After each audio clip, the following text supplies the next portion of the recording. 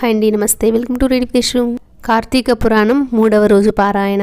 శ్రీ వశిష్ఠుడు చెబుతున్నాడు, రాజర్షి జనక, ఈ కార్తీక మాసము 30 రోజులు కూడా ఎవరైతే శ్రీ మహావిష్ణువును కస్తూరి గంధాదులతోనూ పంచామృతములతోనూ అభిషేకిస్తారో వారికి 10,000 అశ్వమేధాలు చేసిన ఫలితం లభిస్తుంది. కార్తీక మాసములో సంధ్యావేళ విష్ణు సన్నిధిలో దీపదానము చేసిన వారు విష్ణులోకాన్ని పొందుతారు.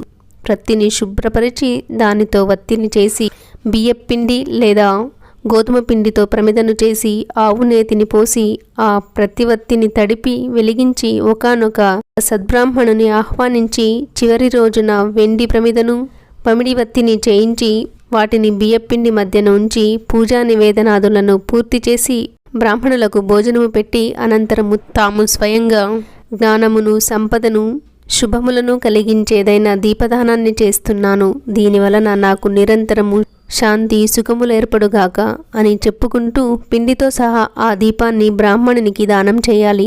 అలా చేసిన వారు అక్షయమైన పుణ్యాన్ని పొందుతారు. ఈ దీపదానము వలన విద్య, జ్ఞాన, ఆయుర్వృద్ధి, అనంతరము సర్వభోగాలు కలుగుతాయి. మనోవాక్కాయ కృత పాపాలన్నీ సమసిపోతాయి. దీనికి నిదర్శనార్థమై ఒక కథను వినిపిస్తాను, విను. పూర్వం ద్రావిడ దేశములో ఒక అనాథ వితంతు ఉండేది.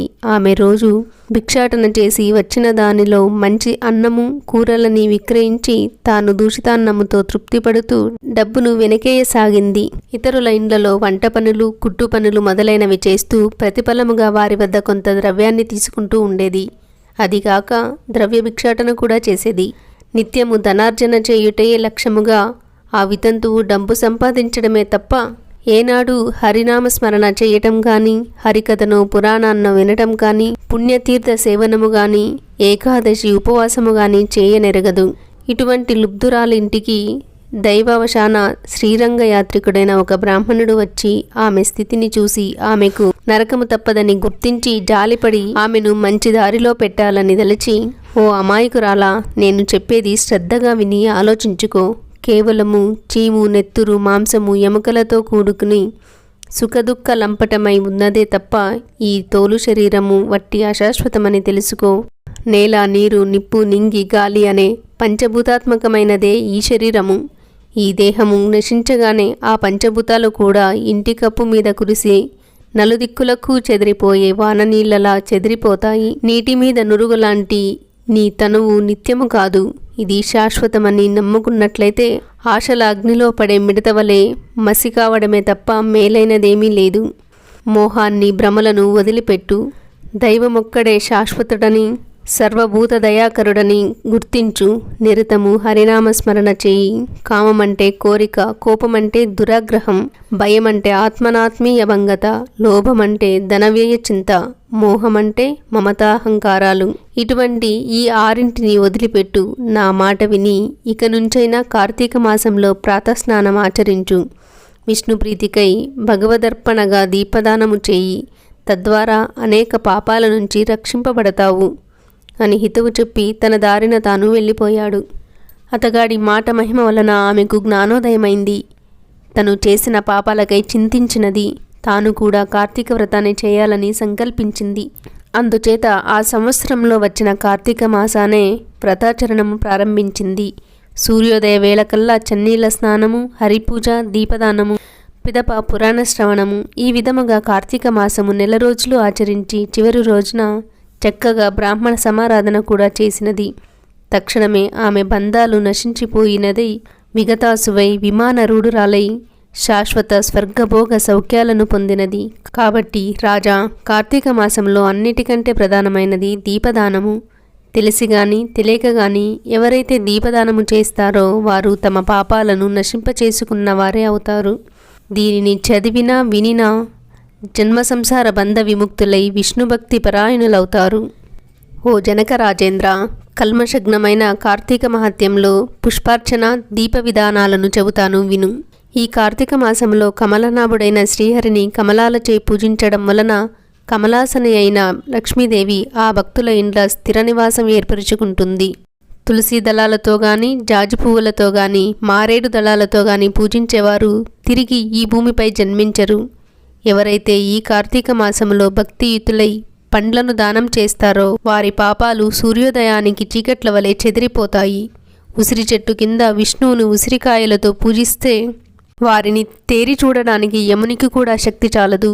కార్తీకములో ఎవరైతే సాలగ్రామాన్ని తులసి దళాలతో పూజిస్తారో వారికి మించిన ధన్యులెవరూ ఉండరనడంలో అతిశయోక్తి లేదు.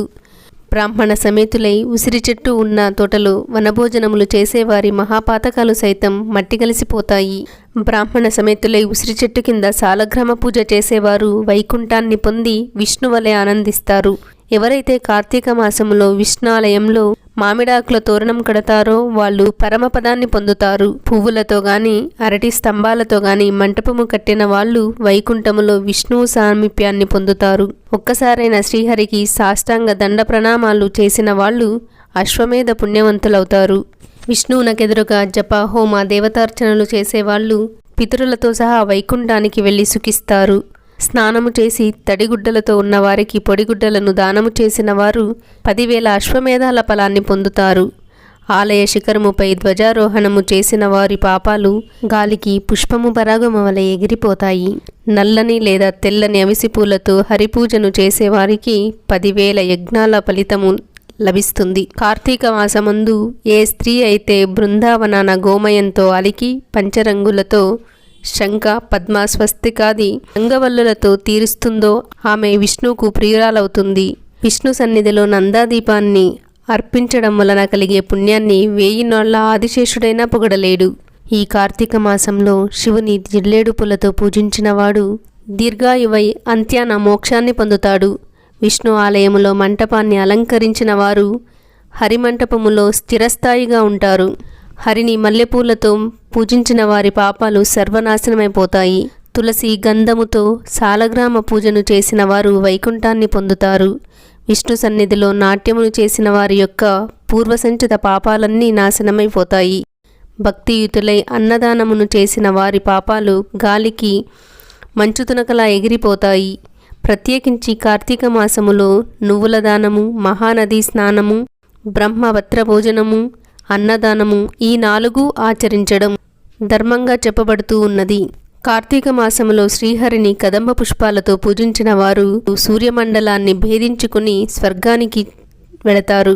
పద్మాలతో పూజించిన వారు చిరకాలము సూర్యమండలములోనే నివసిస్తారు. ఓ జనక మహారాజా, కార్తీక మాసములో ఎవరైతే అవిసె పువ్వుల మాలను తాము ధరించి తదుపరి అవిసె పువ్వుల మాలికలతో శ్రీహరిని పూజిస్తారో వారు స్వర్గాధిపతులవుతారు.